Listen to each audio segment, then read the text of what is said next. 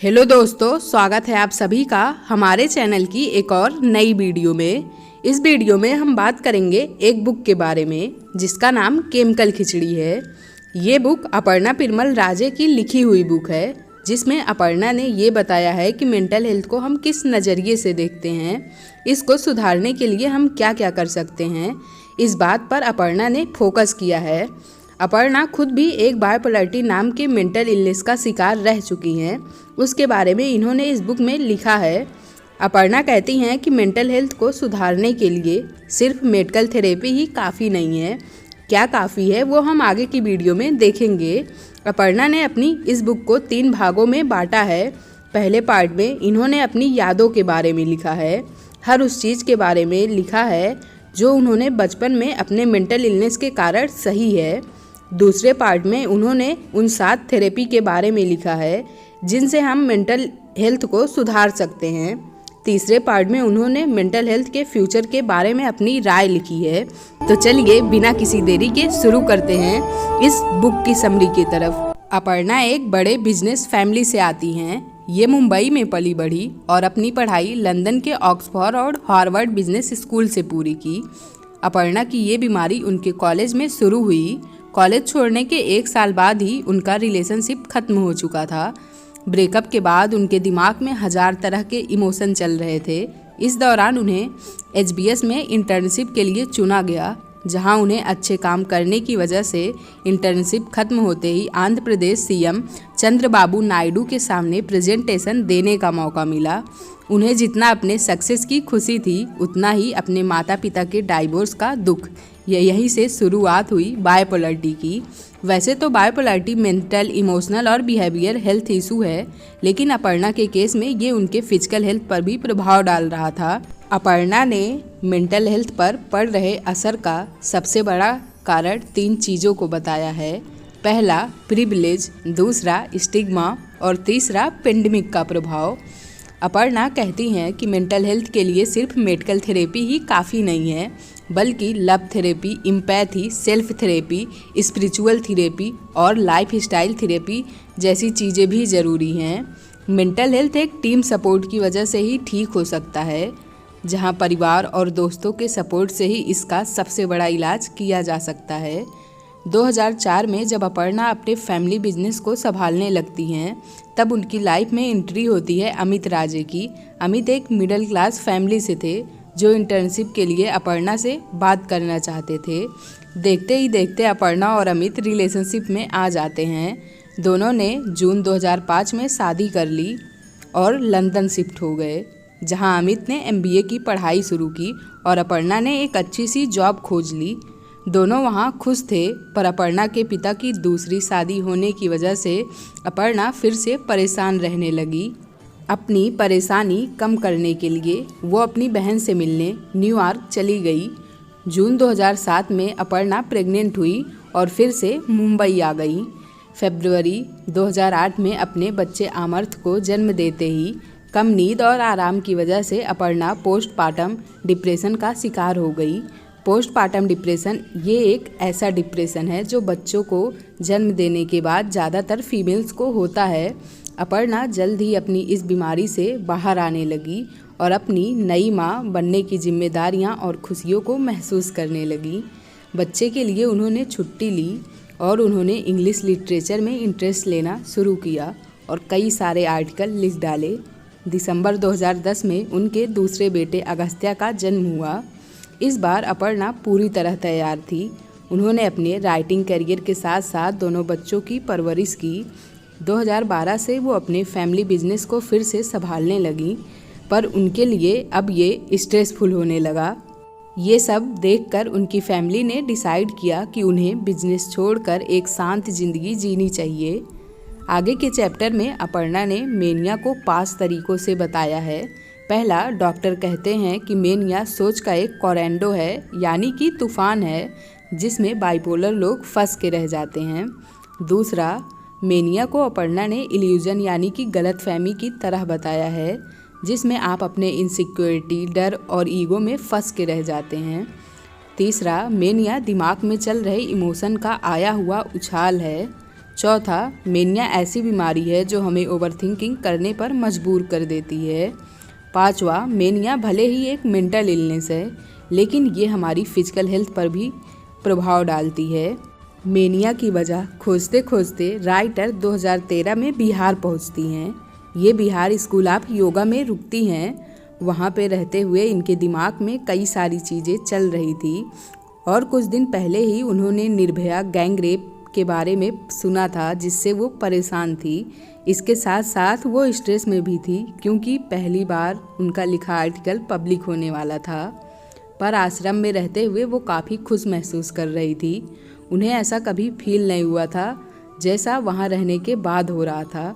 अपर्णा ने एक कविता लिखी थी, टर्निंग पॉइंट। अपर्णा के लिए उनकी बीमारी का इलाज लिखना ही था, इसीलिए वो जो भी महसूस करती उसे कहानी या कविता के रूप में लिख देती थी।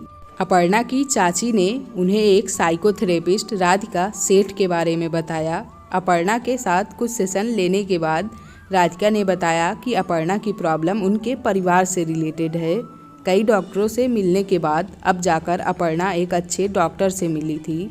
इस वजह से अपर्णा की हालत में सुधार आने लगा। राधिका की एक टेक्निक जिसमें अपर्णा को एक इमेजिनरी इंसान से बात करना होता था और खुद के सवालों का जवाब खुद ही देना होता था, इससे अपर्णा को बहुत हेल्प मिली। वो खुद को और अपने रिश्तों को और बेहतर तरीके से समझने लगी। थेरेपी के दौरान राधिका ने अपर्णा से एक बात कही कि जो आपके दिमाग में चल रहा है उसे समझो और सही तरीके से रिस्पॉन्ड करो। यही एक तरीका है जिससे हम सब अपने अंदर चल रही परेशानियों को बाहर निकाल के खुद को अच्छा फील करवा सकते हैं। इन सबको अंदर रखने से अच्छा है बाहर निकालो और इनका सामना करो। ये बात हम सब अगर अपनी लाइफ में भी अप्लाई करेंगे तो हमारे लिए बहुत हेल्पफुल होगा। अब बारी थी ड्रग थेरेपी की। अपर्णा के डॉक्टर जानते थे कि दवाइयाँ उनकी लाइफ में काफ़ी लाभदायक होंगी, इसीलिए वो उनको दवाइयाँ लेने के लिए मना रहे थे। लेकिन अपर्णा हर बार मना कर देती थी, क्योंकि उन्हें लगता था अगर वो मेडिसिन लेंगी तो उन्हें मानसिक रोगी मान लिया जाएगा।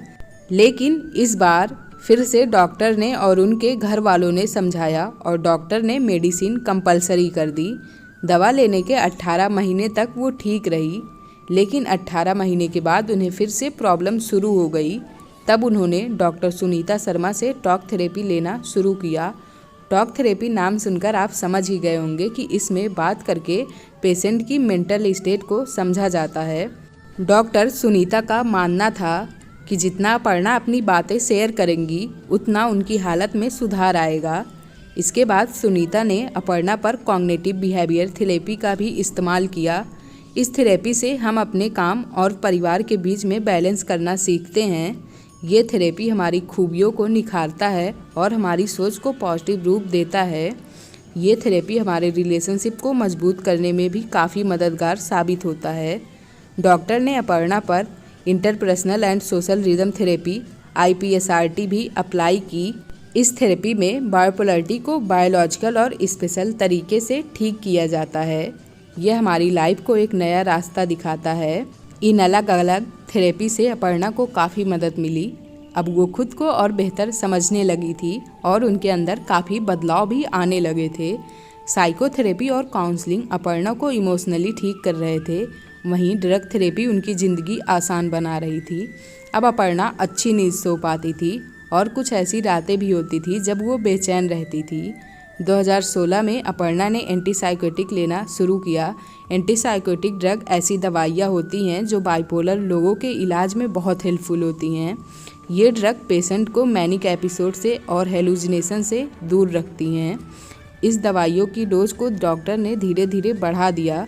साइकोथेरेपी और बिहार के योगा सेंटर से लौटने के बाद अपर्णा काफ़ी हेल्थी फील कर रही थी। इन्होंने मुंबई में एक स्पीच देते हुए अपनी हालत के बारे में सबको बताया। इनके इस स्पीच से लोग बहुत ज़्यादा प्रभावित हुए। लोग इनके शब्दों के द्वारा इनके पेन को महसूस कर पा रहे थे। अपर्णा कहती हैं कि ये उनके द्वारा दी गई सबसे छोटी स्पीच थी, लेकिन सुनने वालों पर सबसे ज़्यादा प्रभाव डालने वाली। 2021 में अपर्णा एक नए साइकियाट्रिस्ट से मिलना चाहती थी जो उनकी बीमारी को जड़ से ख़त्म कर सके। बाइपोलरिटी में रहने के इतने साल बाद अपर्णा एक कंक्लूजन पर पहुंची कि हमारे ट्रिगर पॉइंट साइकोलॉजिकल होते हैं और हमारे दिमाग में चल रहे रिस्पॉन्स केमिकल।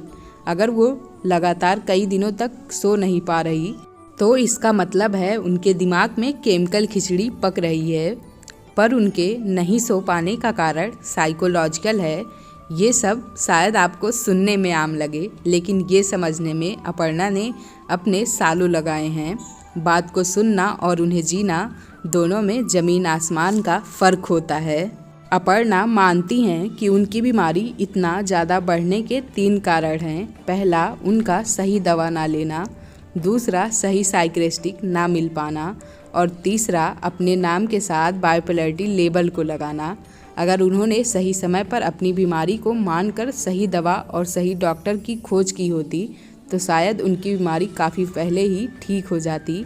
अपर्णा कहती हैं कि ये सब उनकी गलतियों का नतीजा है कि वो लगभग 10 साल से इस बीमारी को जूझ रही थी।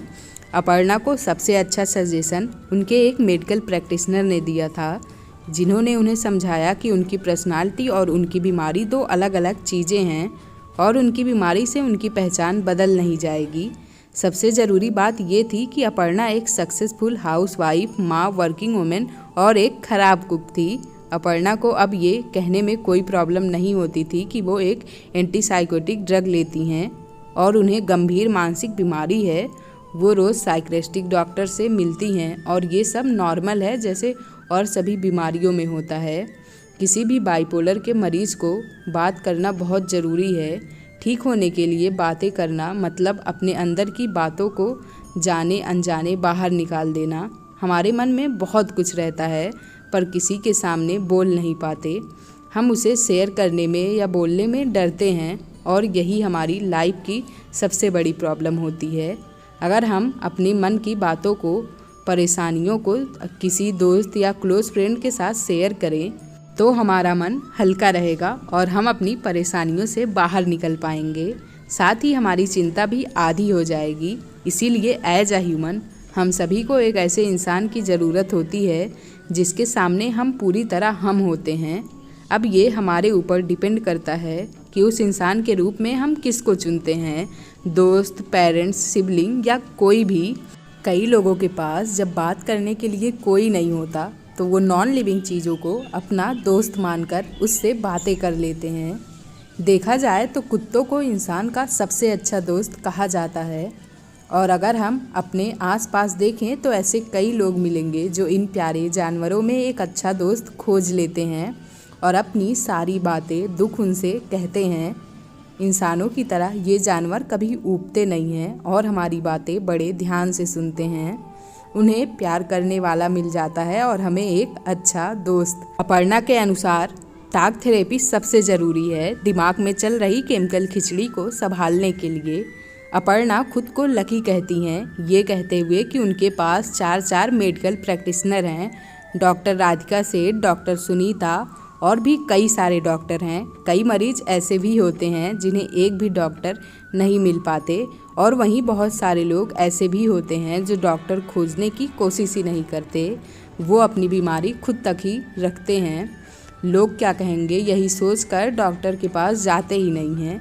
ऐसा करने से इनकी बीमारी बढ़ती चली जाती है। किसी भी बीमारी को अगर हम नज़रअंदाज करेंगे तो वो और घातक बन जाती है। कुछ ऐसा ही मेंटल इलनेस के साथ भी होता है। हम जितना इसे भागने की कोशिश करते हैं ये उतना ही हमें परेशान करेगी। आई थिंक वीडियो बहुत बड़ी हो गई है। आगे की समरी हम जानेंगे एक और नई वीडियो में। तब तक के लिए अगर आपको भी कोई मेंटल इलनेस से जुड़ी प्रॉब्लम है तो आप हमसे बात कर सकते हैं, हमें कमेंट कर सकते हैं या हमें इंस्टाग्राम पर डीएम कर सकते हैं। हम आपकी हेल्प ज़रूर करेंगे। वीडियो थोड़ी सी भी हेल्पफुल लगी हो तो लाइक ज़रूर करें। इसके साथ साथ ही अपने दोस्तों और परिवार के साथ ये वीडियो शेयर करें और चैनल को सब्सक्राइब कर लें ताकि आप ऐसे ही और वीडियोस देख पाएँ। तब तक के लिए thank you for watching. Stay happy, stay healthy.